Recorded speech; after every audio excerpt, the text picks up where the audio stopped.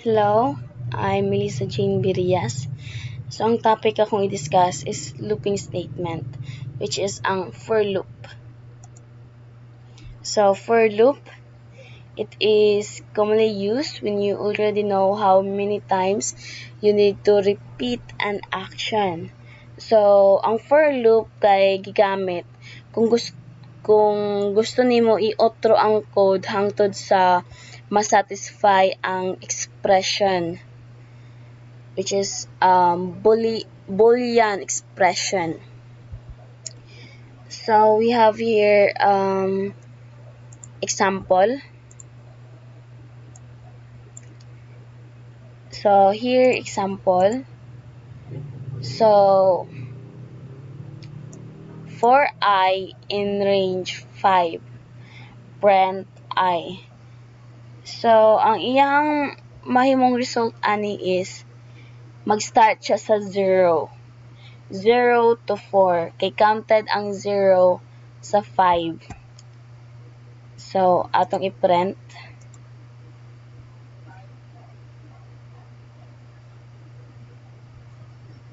So, here. Mo ni siya ang result. Mo ni ang mahimong result kung ato na siyang i-run. Which is 0, 1, 2, 3, and 4. So, next, nested loops. So, nested loops are used when one loop needs to run inside another.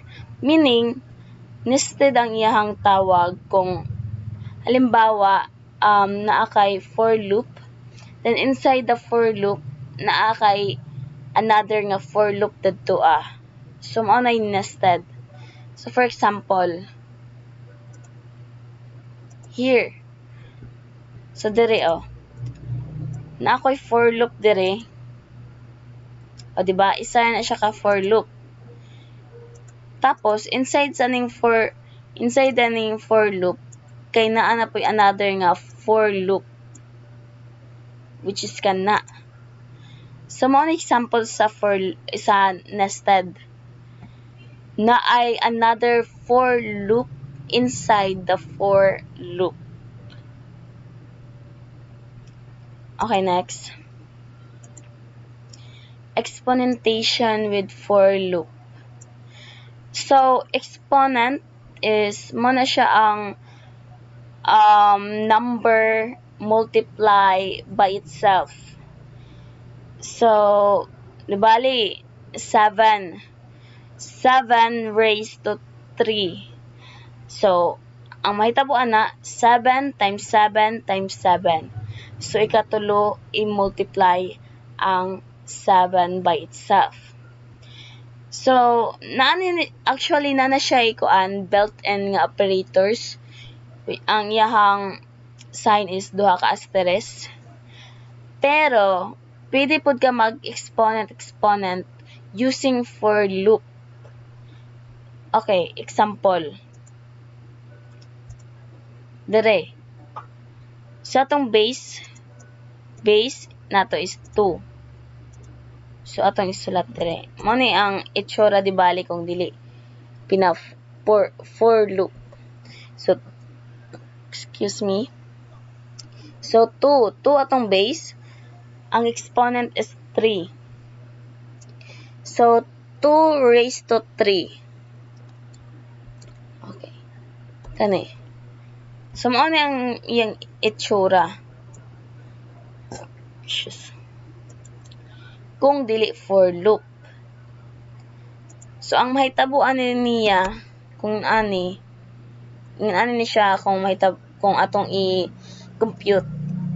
So, 2 times 2 times 2. Ang 2 i-multiply by itself sa 3. Which is 3. May 3 ka 2. So, so pila may result? 2 times 2 is 4. 4 times 2 is 8. So, atong iparan kung 8 by mo result niya. O, dara. 8 ang iyahang result, which is tama. So by using this for loop, pwede ta mag-exponent sa code without using the built-in operator. So next, palindrome check using for loop. So what is palindrome?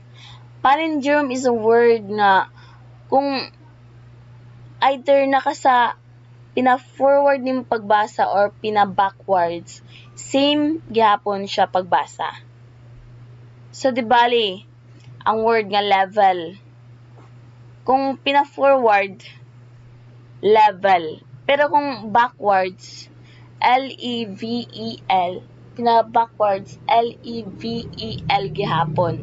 So mao na ang palindrome. So let's na example dire. Palindrome check using for loop. So here, ang word kay madam. So gagamit siya for loop diri and then iyang i-display og palindrome if true, kung tinuod, kung tunay nga palindrome siya, bisag bali-balihon nimo, same siya result.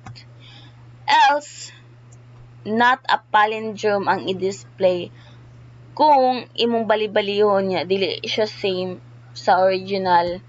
No, dili siya. So, possible nga maka-check ka og palindrome using for loop.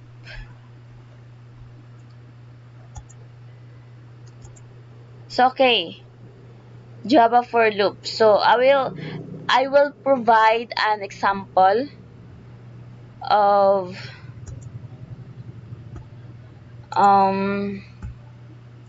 for loops in Java.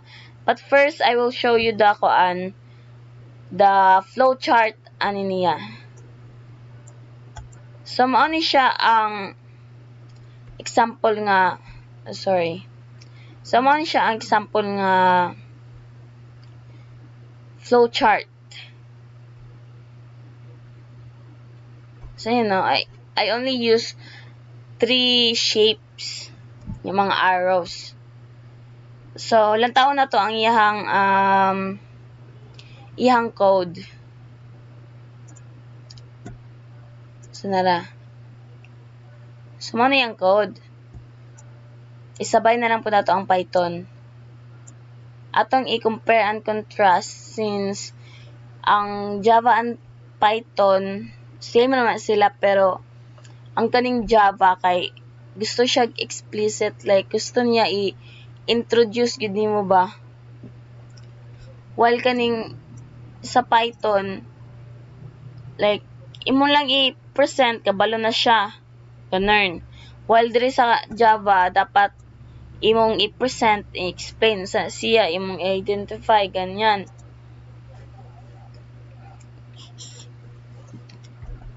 So look, same na siya pamaagi, di ba? O dire. Ang kaso lang dire, range niyang gigamit, which is correct gihapon. So dire, yan, for a loop.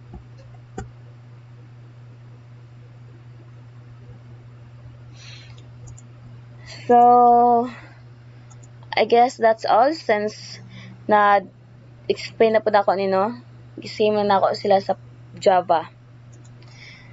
So, I guess that's all. And thank you.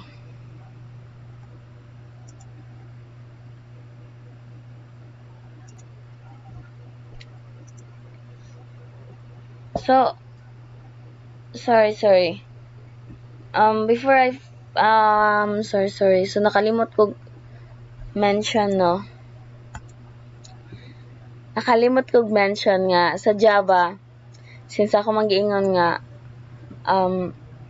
explicit siya, so dapat i-explain gid og maayo kung unsa na siya. maunang naa ni siya ay public class unlike sa Python. Sa Python, di ba, wala may public class ngayong nakita. Ang kuan man gid ning public class kay pangalan na siya sa kuan sa file nga akong gihimo. Mao siya ang pangalan. Simple for loop. How about sa Python, di na niya need. Basta kay pag save lang nimo niya imong ipangalan mo na to. Di na niya ibutang dira sa imong code kung unsay pangalan sa imong file, unlike sa Java. So, maura to. So, that's all. Thank you.